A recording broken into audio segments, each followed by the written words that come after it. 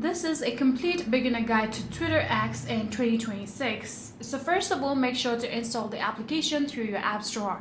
After installing the application, simply open it and there you'll get into the login page. If you do have an account, simply log in, or you can tap on create a new account in order to create a new one. Go along with the process of how you can create an account, then you'll be able to log into your account just like me.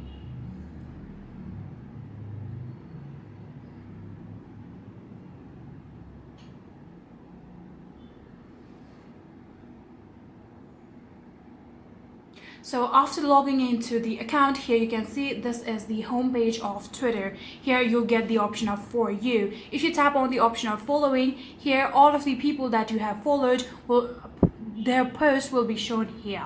So if you want to add furthermore people, here you can tap on add, and in here you'll get to the option where you can now find topics of where you want to talk about or view of. So in here we have suggested follows. Here we also have the contacts. If you tap on that one, there all of the people from your contacts will show from where you can now follow people.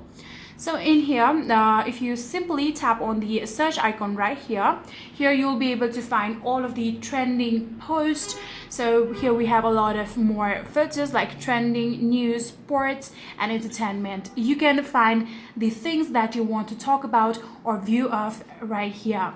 So in here, we also have this particular option where if you tap on it, now you'll be able to talk to Grok AI. So in here we have the notification page here. If you tap on that here, all of the notification that you're getting will be shown here.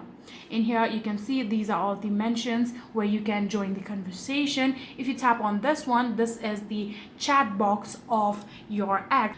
In here you'll get to direct message with all of the people that you are currently following. So yeah, these are all of the things that you need to know as a beginner on X, and that's it.